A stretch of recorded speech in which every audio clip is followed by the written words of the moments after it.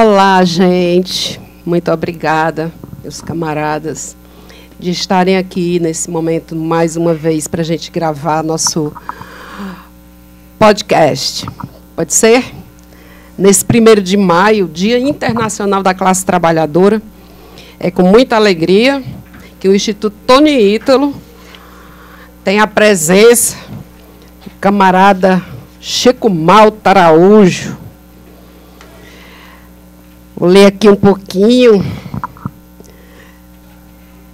Advogado, natural de Fortaleza, diretor de formação da Casa da Amizade Brasil-Cuba, onde está desde sua fundação, em 1991. E é membro do Comitê Central do PCB.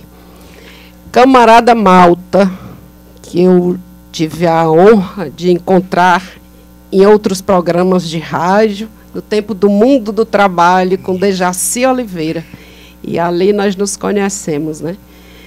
Uma alegria. E temos aqui também a professora Glauba Rocha, nossa amiga natural de Fortaleza, formada em letras pela UES, não vou dizer que é bem contemporânea, viu, Lucas Júnior? Lá da Universidade Estadual do Ceará. Tem especialização em planejamento educacional, também não foi minha colega. A Universidade do Rio de Janeiro. Coordenadora do Fórum de Mulheres no Fisco. É atualmente vice-presidenta da Casa Brasil-Cuba do Ceará. E nossa diretora administrativa do Instituto Tony Ítalo. Glauba Rocha teve a grata experiência de estar conosco no 1º de maio, na grande ilha de Fidel. Ela sabe retratar e dizer a emoção que é estar ali, na maior marcha da classe trabalhadora que os meus olhos já puderam ver. E eu creio que em nenhum lugar junta 2 milhões de seres humanos em uma manhã de sol escaldante. A gente sai de madrugadinha, né? Mas aí essa história você que vai contar. E temos aqui nosso entrevistador, coordenador da Biblioteca Comunitária do Instituto Tony, poeta Arievaldo Viana, nosso memorialista, historiador Lucas Júnior. Ele é normalista, sabia? Ele é o normalista. Eu acho que, para entender o 1º de maio, nós precisamos retomar a origem do 1º de maio no mundo, né? Nós precisamos lembrar que o 1º de maio ele nasce das lutas operárias. Em 1886, convocada uma greve geral nos Estados Unidos, né? Onde, para o 1º de maio de 1886, essa greve ela foi convocada para lutar pela redução da jornada de trabalho, que naquela época chegava a 15 horas de trabalho por dia. Então, os trabalhadores, os operários especialmente, entraram em greve chamada pela Federação dos Operários dos Estados Unidos e do Canadá, né, que depois se transforma numa Federação de Trabalhadores dos Estados Unidos, e essa greve ela ocorre no dia 1º de maio de 1886, mas na cidade de Chicago, que era uma cidade mais desenvolvida industrialmente dos Estados Unidos, ela se prolonga além do dia 1º de maio. E no dia 4 de maio de 1886, é realizado um grande protesto. Nesse protesto, explode uma bomba. Com a explosão dessa bomba, morre um policial e alguns outros ficam feridos. E aí é desencadeada uma violência sem tamanho contra os operários, né? Foram mortos 38 operários, mais de 100 feridos, e foi decretado o estado de sítio, né, em Chicago, e os operários começaram a ser perseguidos nas suas casas, e foram mais de 300 presos por conta desses protestos. Desses presos, 8 deles foram condenados à morte em agosto desse mesmo ano, né? E foram executados por enforcamento em novembro, no dia 11 de novembro de 1886. E ficou conhecido como os mártires de Chicago. 5 deles foram condenados, dos 8, 5 deles foram condenados à morte. 4 foram enforcados e 1 morreu na prisão de causas estranhas no dia anterior. Então, a partir daí, né, esses ficaram conhecidos como os mártires de Chicago, né? E em 1889 é realizado o primeiro congresso da Segunda Internacional em Paris, né, a chamada Internacional Socialista, e nesse congresso foi então aprovado o 1º de maio como o Dia Internacional do Proletariado. Muito bem. Então, quer dizer, o 1º de maio, né, pela primeira vez, era chamado de Dia Internacional do Proletariado. Então, a partir daí, diversos outros países, diversas outras mobilizações passaram a adotar o 1º de maio como o Dia Internacional do Proletariado, que depois se transforma no Dia Internacional da Classe Trabalhadora. Então, o 1º de maio ele surge a partir das lutas da classe, né? E aqui no Brasil, a primeira manifestação pública do 1º de maio, ela ocorre em 1892, na cidade de Porto Alegre, né? E o 1º de maio era uma data que mundialmente era uma data de protesto, de greves, de luta pelas reivindicações da classe, né? E nesse período, né, o presidente Arthur Bernardes, quando era presidente do Brasil, resolveu decretar o 1º de maio como feriado nacional, com o objetivo de desmobilizar os trabalhadores, né, que nesse dia realizavam greves em todo o país, né? Com o dia de feriado, você deixava os trabalhadores em casa e então desmobilizava o 1º de maio. Na década de 30, Getúlio foi mais além, porque ele muda a ideia do 1º de maio como Dia da Classe Trabalhadora, que já havia uma mudança de Dia Internacional do Proletariado para Dia Internacional da Classe Trabalhadora. Mas o Getúlio foi além e muda oficialmente aqui no Brasil esse dia para ser o Dia do Trabalho. O Dia do Trabalho, que exatamente descaracteriza o dia como um dia da classe e privilegia o trabalho de maneira difusa, de forma geral, tirando o foco das lutas que ocorriam nesse dia, né? Então, essa é a história do 1º de maio, né? E de lá para cá, né, há uma disputa, e hoje o 1º de maio foi, no Brasil, teve 1º de maio memoráveis, milhões de pessoas mobilizadas nas ruas, passeatas, tudo, né? E, infelizmente, de uns tempos para cá, o 1º de maio se transformou em alguns lugares como dia de festa, e não dia de luta, né? Então eu posso dizer que hoje o 1º de maio no Brasil é uma data em disputa, né? Entre um sindicalismo classista, um movimento classista e um movimento que, na verdade, tira a ideia de luta e reivindicação da classe. Com os bingos e as rifas e os sorteios na Paulista ou na Faria Lima, não sei, né?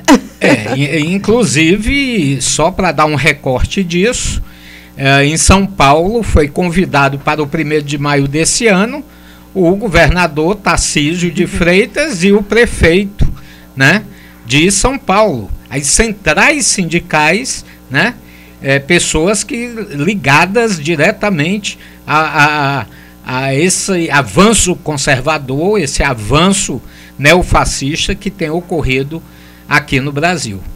Em 1º de maio de 1938, Getúlio criou o salário mínimo, Malta. Aí foi uma verdadeira revolução no país, na minha opinião, né? Porque você trabalhava só aquele tempo X para ganhar pelo que trabalhou. Agora, com o salário mínimo, ele tinha certeza, Glaubinha, que ele ia ter no final do mês aquele dinheirinho. Como você vê o salário mínimo ao longo do tempo no nosso país? Pronto, até retomando a sua pergunta anterior, que eu me preocupei muito com a história do 1º de maio e acabei não enfocando. Nós entendemos, Getúlio ficou conhecido como o pai dos pobres no Brasil, né? Foi uma alcunha que Getúlio passou a ter. Mas nós que fazemos um sindicalismo classista, que somos vinculados à luta pelo socialismo no Brasil, nós consideramos que tudo aquilo, né, inclusive o estabelecimento do salário mínimo, ele foi resultado das lutas e mobilizações que ocorriam no Brasil. Movimentos fortíssimos naquela época. O Partido Comunista Brasileiro era um partido que mobilizava milhões de trabalhadores, né? E veja que o Getúlio, de maneira muito hábil, muito perspicaz, ele dá um passo à frente no sentido de que a classe trabalhadora não pudesse dar um passo maior ainda. Então ele se inspira na Carta del Lavoro da Itália, né, um conjunto de leis de inspiração, inclusive fascistas, da Itália, para formar a CLT no Brasil. A CLT, todo mundo sabe que foi baseada essencialmente na Carta del Lavoro, né? Por quê? Porque se o Getúlio não tomasse essas medidas, a classe, com as suas mobilizações, as greves que haviam, né, as passeatas, iria passar por cima de tudo isso, né, e iria arrancar as suas conquistas. Né? Isso em 1943, né? Já tinha 5 anos de salário mínimo. Isso, exatamente. Porque a CLT, na verdade, qual o nome da CLT? É a Consolidação das Leis do Trabalho. Então, que já vinha. Havia uma série de leis soltas, não é? Separadas, que eram exatamente resultado de lutas e reivindicações. Nós entendemos que a burguesia, as oligarquias, e o Getúlio era ligado a setores oligárquicos nesse país. Eles não dão nada para a classe trabalhadora de graça. Eles cedem, né, os anéis para não perder os dedos, quando eles veem que o seu poder de classe pode estar de alguma maneira ameaçado. Então haviam essas leis todas separadas e o Getúlio encomenda então a consolidação de todas essas leis, que inclusive a lei do salário mínimo, né, e coloca tudo numa lei só, num código só, que passou a se chamar CLT, Consolidação das Leis do Trabalho, né? Mas a gente vê que o salário mínimo é uma luta. Nós temos um salário mínimo que, uma matemática simples que se faça, né? Um salário mínimo de R$ 1.412, né? Pois é. Se você pagar tiver uma família de pai, mãe, e não precisa ter muitos filhos, não, ter só um filho, né? Você tem que alugar uma casinha no mínimo de sala, quarto, cozinha e banheiro, né? No mínimo. Hoje você não encontra na periferia de Fortaleza uma casinha desse tipo por menos de 300, 400, 500 reais. Não encontra. Já vai 1/3 do salário mínimo aí. Se você for para a cesta básica em Fortaleza, o último dado do Diese, a cesta básica em Fortaleza, ela gira em torno de R$ 600, né? Que é para você comprar o básico, essencial para você reproduzir, sobreviver. Só aí já vai mais, né, 2/3 do salário mínimo. E o restante e a energia, da vida? E a energia, a água, R$100 no mínimo. O gás de cozinha, se o menino fica doente, né? E a escola, mesmo tendo a escola pública, você tem despesa, tem tudo. E a vida se resume a isso. E o lazer. Né? E o lazer. Como diz, né? Pepe Mujica, né? Pois é. Então, quer dizer, nós temos uma realidade completamente injusta para a classe. Num país que é a 8ª economia do mundo, ou seja, a 8ª maior produção de riqueza no mundo com mais de 180 países. Então tem alguma coisa errada. A riqueza está sendo produzida. Está sendo concentrada demais. E se a classe está numa situação de desemprego, de fome, de tudo, alguém está ficando com a parte de alguém. Né? Continua, né? Você lembra bem, Malta, quando diz da luta da classe trabalhadora? E realmente o 1º de maio é esse dia de luta, né? Muita gente pensa que é um feriado para ir à praia, né? A gente até convoca quem mora aqui em Fortaleza, por exemplo, para ir para a manifestação que vai ter, né, do 1º de maio com a classe trabalhadora próxima ali do Itaperi, do campus da UES, é verdade? Isso, né? A concentração do 1º de maio amanhã em Fortaleza será na UES do Itaperi, e depois vai sair encaminhada ali pelo bairro da Serrinha até... Qual é o horário, mais ou menos? 8 horas da manhã. 8 horas da manhã. 8 horas da manhã. Então, a gente está gravando isso aqui meia-noite do dia 1º para poder estar presente nessa manifestação. Inclusive, nós vamos introduzir no final do podcast, se possível, umas fotos antigas daqui de Fortaleza, os trabalhadores nas ruas fazendo seu papel no dia 1º de maio, principalmente nos anos 40. Quando começou a surgir mesmo as leis para valer, né? E sim, o cearense sempre foi emotivo nesse sentido, lutador, brioso, grandes sindicatos. Companheira Glauba, deixa eu te fazer uma pergunta.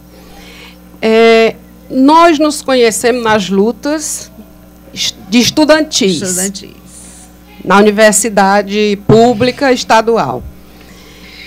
E quantos 1º de maio e quantos gritos dos excluídos tivemos presentes antes de fazermos aquela inesquecível, registrada nas nossas memórias para sempre, em Havana, na Praça de la Revolución. Eu queria que você me falasse daquela emoção, daquela madrugada, daquelas ruas, daquela paz, os momentos, aqueles flashes que aconteceram. O que é que você me diz daquilo ali? Olha... Até porque, pessoal, somente quem esteve presente, como você esteve lá recentemente, o Enéas, podem falar. O Enéas disse que foi melhor do que ele imaginava. Você sentiu isso também? Essa força dos cubanos? Olha, acima das expectativas. Ficou muito, muito acima das expectativas. Foi uma emoção, assim, indescritível. Agora, eu lembro que houve um momento que eu olhando ali, querendo captar tudo, e a Marlene, e as fotos, tira foto. Eu disse, tira foto pra quê? Eu quero ver, né? Quero ver, tirem foto vocês, né? Tirem foto vocês, todo mundo tirando foto. E...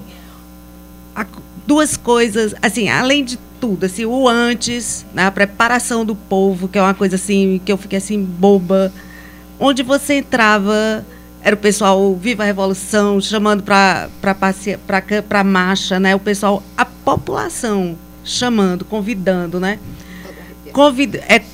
Convivi, tive contato com muitos cubanos, amigos da Gláucia, que ficaram amigos meus, amigas.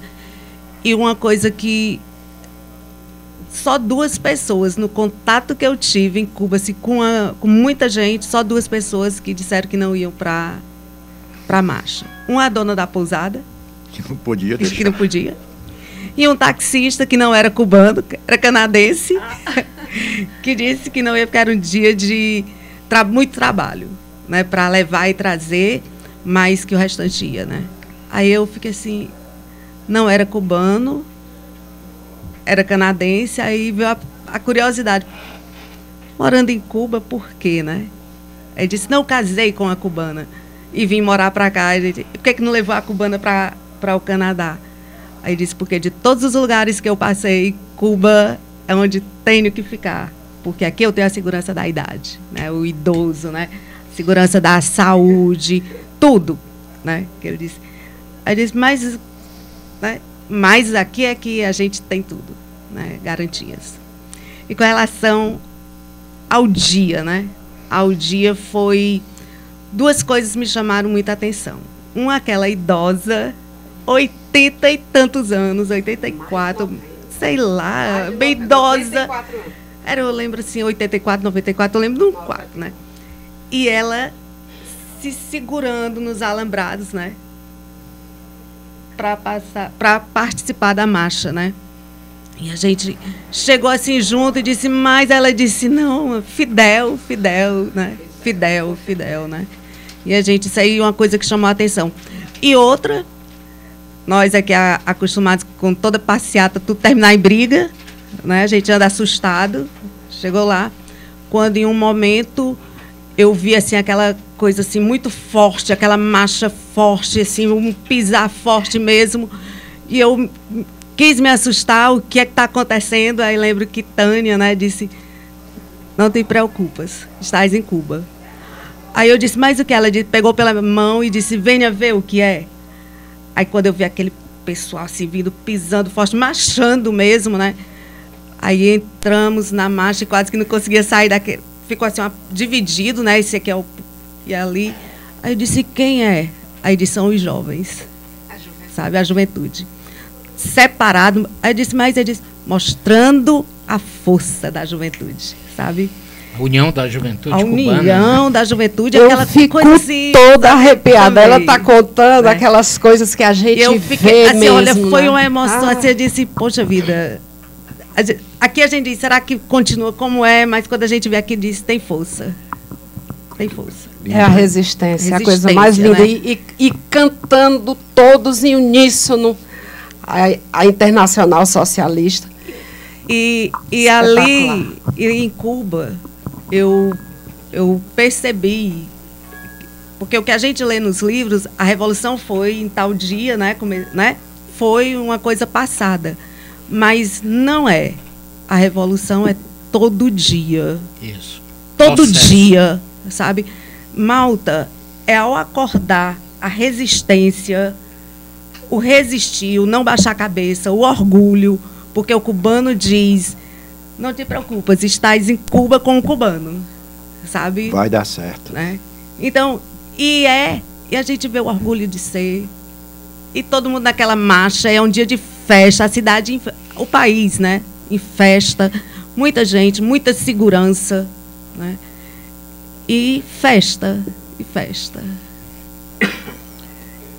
E o não ter medo de gritar, Fidel, eu te amo, Raul, eu te amo, Miguel, eu te... El amor, perdão, o amor que salta aos olhos, o amor que está nos poros, não é aquele amor. Esse ano, o ano que nós fomos foi em 2014, Copa do Mundo, para acontecer aqui no Brasil, né? Copa do Mundo aqui. E lá nós, era brasileira, né? Todo mundo reconhecia, aplaudia, chegava junto, né? Abraçava, Brasil, né? Cuba, hermanos. Todos Brasil, dizem isso, porque nos tem de uma forma belíssima, a recepção assim maravilhosa, carinhosa. Né?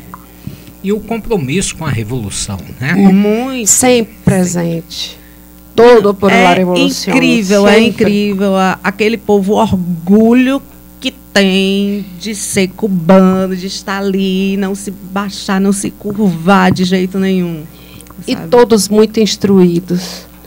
É importante lembrar que Cuba erradicou o analfabetismo em 2 anos da Revolução, não tinha mais um analfabeto. A guerra deles lá, né, primeira guerra, grande guerra, que eles chamam de a grande luta, foi para que todos tivessem acesso. E todos têm. E cada um que... Todas as pessoas têm cada um acesso. que aprendia era um professor, né? Exatamente. Cada um que aprendia era um professor. E aí foi como conseguiu, né? E o grande sonho do imperialismo, desculpem aí, só colaborando com certeza. Que diziam, quando Fidel morresse, a revolução morria com ele. Né? Raul assume, né? E depois o primeiro presidente a ter nascido já depois do período revolucionário, da revolução, da eclosão, da tomada do poder em 59, né? Miguel Dias-Canel, ele já nasce depois de 59, né? Então, quer dizer... Já foi fruto. Já foi fruto da Revolução. Ele já é filho da Revolução. Filho da Revolução. Né?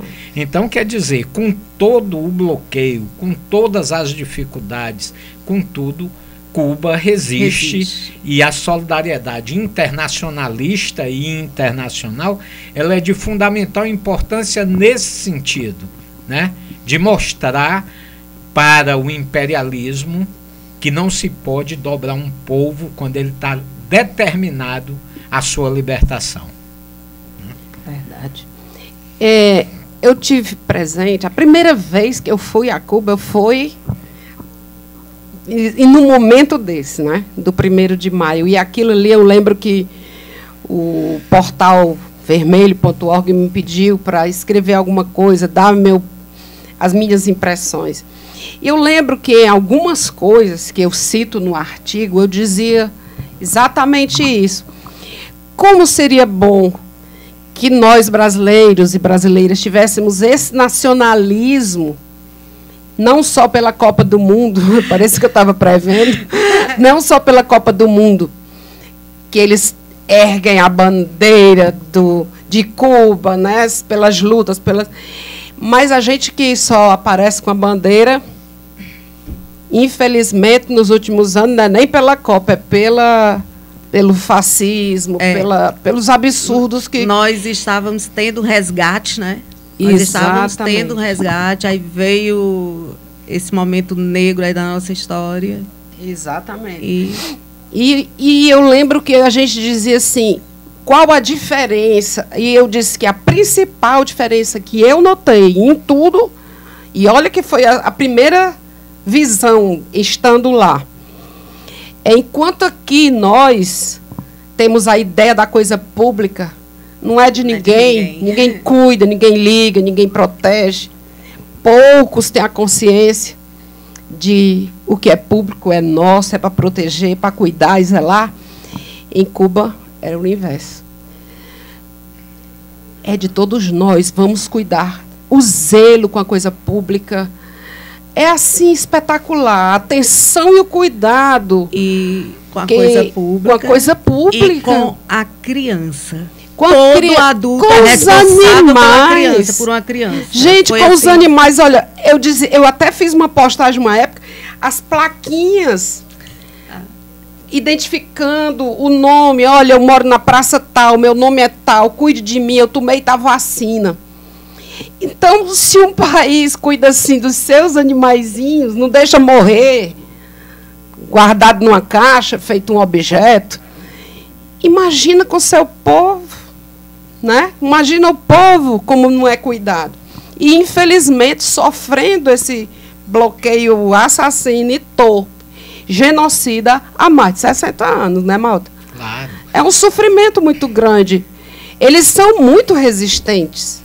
Veja que em Cuba, a demonstração que Cuba deu ao mundo no período da pandemia, Cuba desenvolveu 6 vacinas com todas as dificuldades dos insumos, né, para o desenvolvimento da pesquisa científica, né? E o Fidel, ele dizia sempre que o maior patrimônio de Cuba é o seu povo, né? Cuba foi quem primeiro chegou ao Haiti naquele terrível terremoto que houve, quase destruiu o Haiti, né?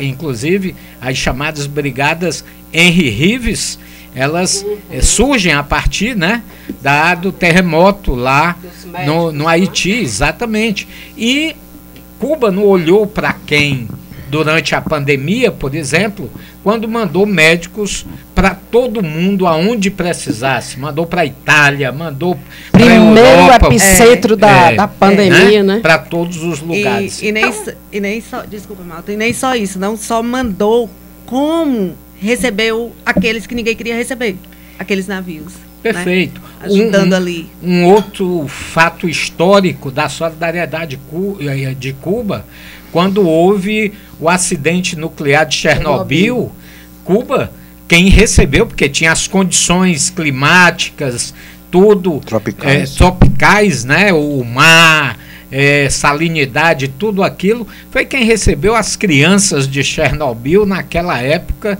Então, quer dizer, são muitos e muitos exemplos dados por essa ilha fantástica que tem uma diferença. Questão que lá foi feita uma revolução, lá está sendo construído o socialismo, e é diferente. O povo tem ideia do pertencimento das coisas que são construídas e feitas, diferente num país onde existe uma classe que tudo absorve, só ficam o restante, só ficam as migalhas para a classe trabalhadora. E deve ser muito frustrante para a população cubana esses fatos que ocorreram no mundo, que Cuba foi solidário, não chegaram nos países capitalistas, né, Glaucia? A imprensa boicota totalmente Cuba, só fala daquele negócio que falta isso, falta aquilo, né, que o povo está morrendo de fome. Por que é que falta? Né? Mas o trabalho do cubano, sim, a solidariedade histórica, a imprensa brasileira, eles têm muita dignidade. Boicoto. Nós temos um sul do país, Malta, você sabe, que foi colonizado por famílias nazistas. Até hoje, aqueles brancos lá, eles votam pela a extrema-direita. Não quer saber quem está lá se candidatando, não. Vota nela e acabou, quem quiser que ache ruim. E nós aqui assistindo isso, calados, né, a gente tem que reivindicar o que a população carente precisa. Exatamente. E lembrando, eu queria inclusive aproveitar esse dia de hoje, 1º de maio, dia de luta, né? Dia de lembrar dessa dignidade da ilha, né? Mandar um abraço para aquela nação maravilhosa e querida. E agradecer. Hoje mesmo eu estive falando com algumas pessoas e algumas que vêm e outras que vão, e disseram, para repassar isso para o povo, para as pessoas aqui do Ceará, né, que sabem da nossa casa Brasil-Cuba, que tem 33 anos, né? Está fazendo esse ano, né? 33 anos, é de 91, 26 de julho. Isso. E dizer assim, né, que o que é que o Instituto tem a ver com Cuba, né? Tem tudo e muito mais. Essa semana mesmo, uma delas, falando comigo ao telefone, disse que porque sus hijos são nossos hijos, é nossa família. Ou seja, eu me sinto parte dessa família que me adotou e que tem a meus filhos como deles. Então, eu só tenho a agradecer. E eles sentiram muito com o que aconteceu com o assassinato do Tony Ítalo e se integraram. E tudo fazem, tudo enviam. Quando eu vou, quando alguém vem, manda coisa para ajudar o Instituto. É assim, simplesmente espetacular. Gente, eu sempre que vou, que eu compro charuto, eu ganho charuto para vender, para ajudar o Instituto. Então, isso é formidável. Muitas vezes as pessoas não acreditam que, por exemplo, porque meus livros, que eu já lancei lá, a convite deles, inclusive foram eles que revisaram, o pessoal da UNEAC, União de Escritores e Artistas, né, cubanos, aí dizendo cearense, olha, eu sei. Eles que revisaram todo o livro, que é escrito em espanhol caribenho, que está lá na capa do livro. Então, toda essa obra é vendida para ajudar o Instituto. E às vezes a gente diz, é para ajudar o Instituto. Não, é para ajudar o Instituto a ajudar, porque o Instituto não tem fins lucrativos, não tem fonte de renda, então o que a gente adquire é para, né, passar adiante, para a luta. Então, assim, se vocês quiserem charuto, pode procurar a gente. Se quiserem livros, pode procurar a gente. Fonte de renda. E já lembrando, né, aproveitando e lembrando, né, o nosso São João, né? Nosso Arraiá Solidário vai acontecer em 6 de julho. Ó. Vai ser uma festa julina, né? E com certeza a gente está aí correndo uma rifa que corre no dia da Loteria Federal, no sábado do Arraiá. E é sempre assim, as questões solidárias. Porque a gente, uma vez, uma pessoa disse assim, por que vocês não fazem mais caridade? Eu disse, mas o Instituto não é para fazer caridade. Tomaram um susto, era gente da minha família. O quê? Eu disse, não. O Instituto é para promover a cidadania. É para cuidar das pessoas, para compreender essa cidadania. A gente ajuda, sim, mas não no sentido da caridade, né? Então, eu queria... Né, eu já vou fazer as minhas considerações finais por causa do tempo, né? Agradecer. Fiquei muito feliz, fiquei muito emocionada. Vocês falando e eu me arrepiando todinha, eu tenho esse problema de sensibilidade. Então, eu quero agradecer demais. O Instituto está muito feliz com essa participação. Espero que a gente possa ter outros momentos mais descontraídos até, mais longos, né? Para tomar morrito também. Vamos ter nossa noite cubana. Vamos lembrar que é noite cubana, dia 26 de julho, uma sexta-feira. E vamos contar com vocês, porque a nossa casa, ela tem um trabalho completará 33 anos nesse dia de total solidariedade. Toda a nossa luta. Julho está festivo, né? Julho é festivo. Isso. Na verdade, eu gostaria de imensamente agradecer o convite, né, ter contribuído com esse podcast do Instituto Tony Ítalo, e gostaria de encerrar aqui a minha participação trazendo um pronunciamento que foi feito pelo Adolf Fischer, um dos enforcados, um dos mártires de Chicago, né, que ele pronunciou a seguinte afirmação, fez a seguinte afirmação: se tenho que ser enforcado por professar minhas ideias, por meu amor à liberdade, igualdade e fraternidade, então nada tenho a objetar. Se a morte é a pena correspondente à nossa ardente paixão pela redenção humana, então digo bem alto, minha vida está à disposição. Se acreditais que com esse bárbaro veredito aniquilais nossas ideias, estáis muito enganados, pois elas são imortais. Tanto é que nós estamos aqui hoje falando sobre 1º de maio, sobre a classe trabalhadora, sobre a nossa, o nosso sonho e a nossa luta por um mundo melhor, por uma sociedade socialista. Tanto é que as ideias não morreram, que nós estamos aqui reafirmando essas ideias. Muito obrigado. Muito bem, muito obrigado. Nós aqui agradecemos, Malta, você deu uma aula e deu assim uma perspectiva positiva, porque a gente não pode calar, né? A luta é sempre, é o dia a dia, como disse a professora Glauba. Glauba, eu também queria lhe agradecer, você como uma educadora, que está no dia a dia com as crianças, você pensa positivo também com relação à nossa educação, futuro dos seus alunos, apesar das greves? Temos que pensar, né? Temos que pensar. Agora, como estamos falando do 1º de maio, da questão do trabalhador, enquanto Malta falou aí das 12 horas de trabalho, né? Que 15 horas, né? Das 15 horas de trabalho, que a luta foi por uma redução de carga horária. Aí eu estava aqui pensando, professor, né? O quanto está trabalhando fora da sua carga horária de trabalho.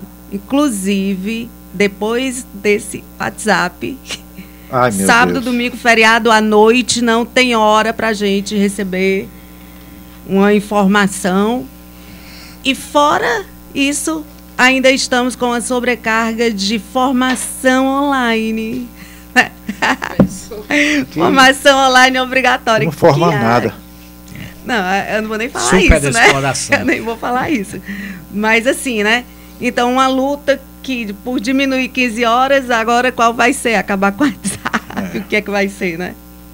Porque tá demais, meus né? Filhos Tá. com influenza tendo que trabalhar online, né? Pois é, não existe mais essa história do atestado, tá doente, fica em casa, não. Tá aí o online, né? Tá aí, tá uma sobrecarga imensa, né? E aí, faço as minhas considerações com um pensamento que eu não sei, é um pensamento que eu acho muito interessante, muito bonito, da amiga da Gláucia, cubana, também minha, Isabel, que conversando com ela falando sobre Cuba, né? Aí ela disse: acima de mim, apenas o chão que eu piso. Rapaz, isso me marcou assim profundamente, sabe? Muito bem. É isso. Basta o chão que eu piso. Muito obrigado, pessoal. Obrigada, gente. Carinho, Eu que felicidades. agradeço ser recebido e acolhido com tanto carinho.